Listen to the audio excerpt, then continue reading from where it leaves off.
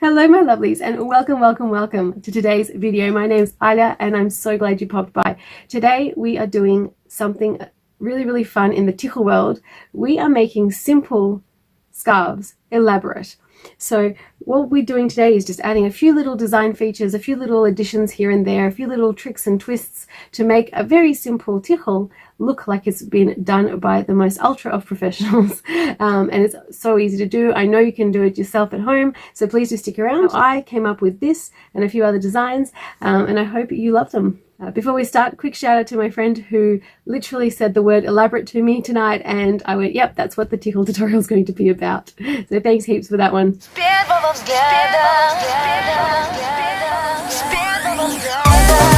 So this was the first one that I was absolutely motivated to do, and it's just so much fun because the fabric itself is already quite fancy, so easy enough to really fancy it up even further. So I'm just going to pause there for a moment, and what I'm going to do is just take a little pin. Oops, one is fine. So I'm just going to give it a bit of a twist. So I gathered it and gave it a twist. Oh, and just make sure not to poke your head. There we go. And it's just going to hold it in that really cute position. The next one, and this is such a classic way of tying, we're just going to add a few little design elements to make it just a little bit more cute. Give it a twist, tuck it away in the back, just like that. And because this is already in place, oops, well, not anymore.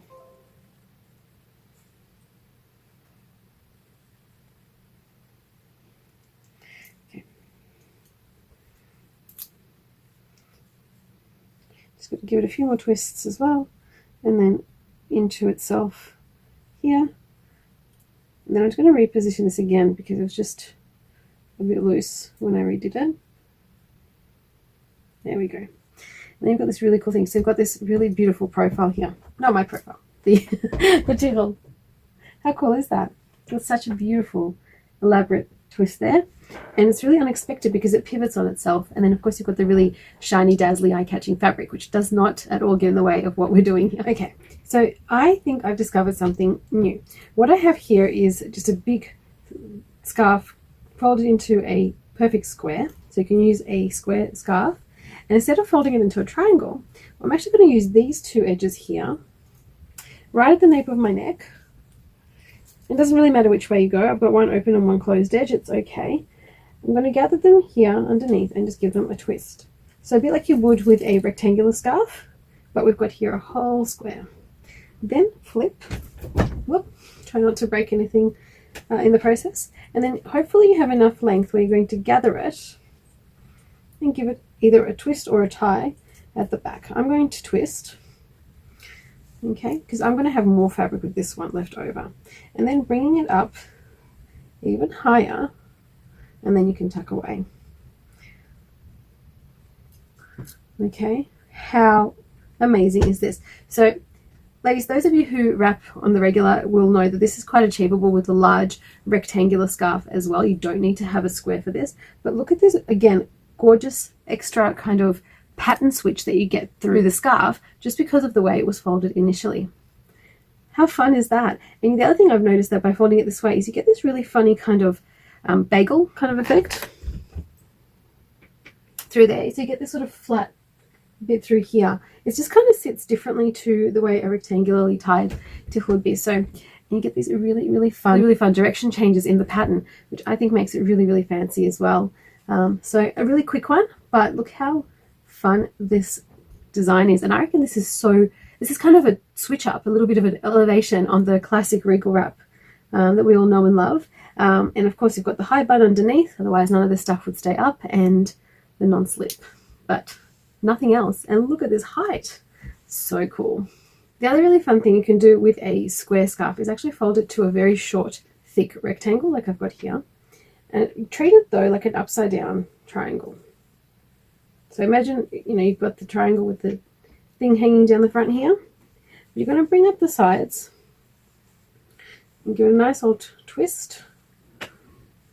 Just bring it around my bun here, and then I'm going to try somehow tie it down in such a way that you get these, yep, that's it, you get these tails in a way that you can tuck them away. And I think I just got there.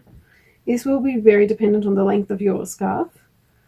But once again, you sort of get this really cool, elaborate twist on the pattern. It'll be much harder to follow than if it was originally a rectangular scarf. And you get this really cool height because you have this amazing thickness to being folded all these times over.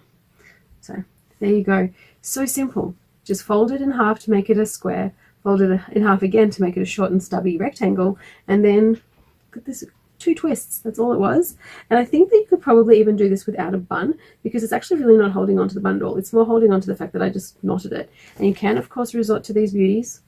This has been a Tichel lifesaver a lot of times over, because sometimes things just don't want to hold. For me personally, if I've just washed my hair, it's a nightmare. So no non-slip headband will stick on me, no shaper will stay on me, nothing. It's down to bobby pins and dress pins to keep things in place. And a lot of these velvet scrunchies, because they have just the nicest traction, and they don't pull my hair out like a lot of other things do. So something to consider for you ladies that have slippery and silky kind of hair. Mine's even worse because it's wavy and knotty. So there's also that element to contend with. So all in all, things like this, where it doesn't really rely on anything underneath, is A, fancy, but B, so simple, and C, doesn't tug on anything. So very cool. And once again, just a high knot with a velvet scrunchie, and also wrapped in on itself. Then the non-slip headband, which is set back a little ways back. And yeah, and this one's not even a particularly good non-slip. It's quite stretched out, it's quite old, and well loved, that sort of thing. So, and it's still doing the job on something like this, because it's just doing its thing on its own. Loving it. How cool is that? That pattern, just wow. Okay, this one is one of my favorite tricks. It's got this thin profile, what used to be stretchy. It's still a little bit stretchy, but look at it. It's just had a lot of love, this scarf, but it is that sort of t-shirt material. And I must say that even though it's stretchy, it's only really stretchy this way. It doesn't have any give this way. It's just like a t-shirt. It would only sort of stretch in one direction. So I've got it down a little bit further than the base of my neck, kind of down at almost the very bottom of my neck. But that just means that this is very thin down the front. So all I'm going to do is I'm just going to twist it under, just tuck it over like that. That way I get a really nice edge. And I've also got them a little tiny bit uneven, not too uneven, just a little tiny bit. Okay, I'm going to tie it down. Okay guys, we've been briefly interrupted by a little visitor who's going to be sitting in the background eating snacks while we continue with our video. I've tied it down. We've got one slightly short and one slightly long, so there's still only a tiny bit of difference between them. Okay, and here we're going to introduce just a little sash. Any sash will do. This one's really cute because it's colourful, and that's going to work in our favour. So this one I'm going to put down really evenly, just a little of the ways back, tying it over.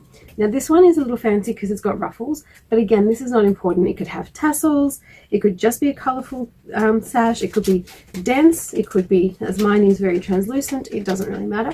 The point is to create a point of difference, and I've intentionally chosen black because black is rather boring on its own sometimes. And I have done fancy black tichels just recently with a video called The Little Black Tichel, so check it out if you'd like. And then I'm going to finish this one, so do a little crossover. Just make sure it's flat.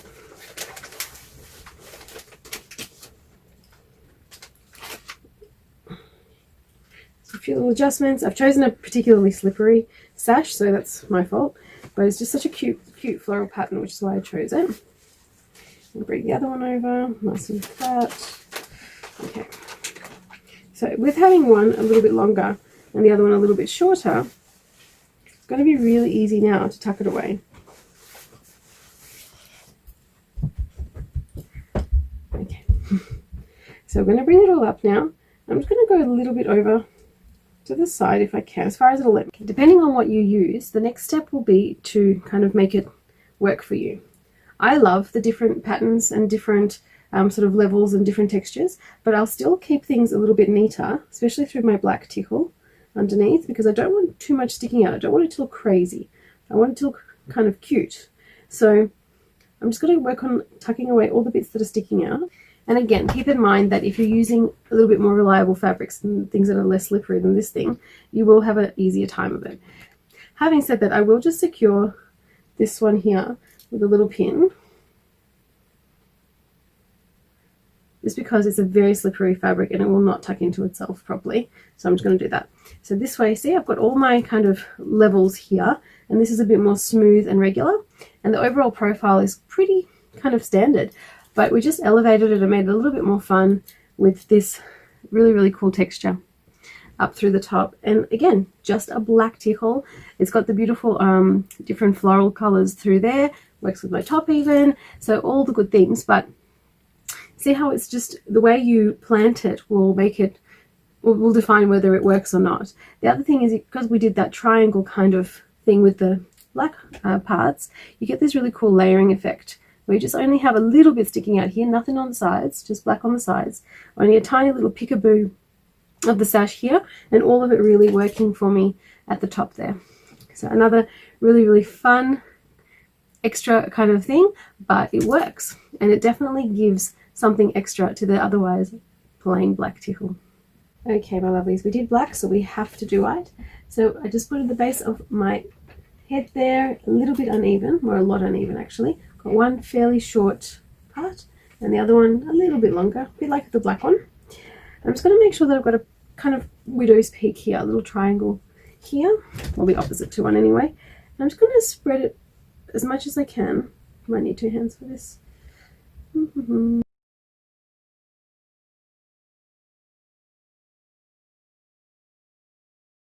So I'm going to bring it around with a bit of a twist, just like that.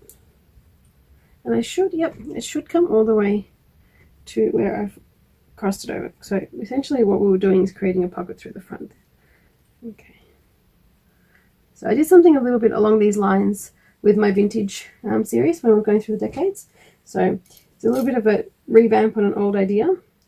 So once again, twisting it only once you've spread it out and covered as much as you can to the point, and then only twisting it once we get to this other twist. Okay, this is why it's important that this one was nice and long, because this one has to go all the way back around and get tucked away. I'm just going to neaten it up.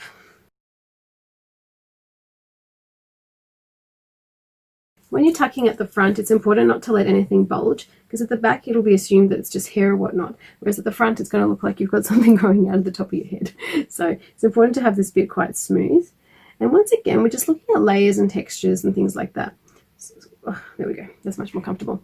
Just like before with the square scarf that we folded twice, with some of these other ones, the idea is to introduce random or unexpected twists and layers and textures. It makes the scarf look crazy elaborate, and all you're really doing is basically utilizing things that are a little bit asymmetrical, or they might be a little bit different to the norm. And when people can't figure it out, it looks super complicated. But as you've seen, there's been nothing terribly difficult about what we did today, but it will be like everything else in the Tichel world. You'll never get the same Tichel twice, not exactly. Even if you're particular and you're so careful and you go at it really slowly, fabric will just behave how it feels like behaving. So especially I've noticed that, you know, how recently it's been washed is going to make a difference.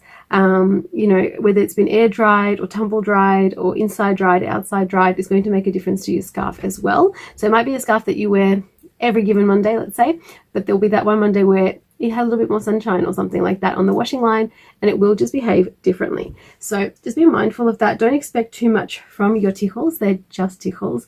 But what you can do is just play with putting in an extra knot somewhere, or tucking in an extra twist somewhere, or just doing something that's a little less expected, and the results are really, really fun and elaborate. Okay, my lovelies, I hope you enjoyed today's video.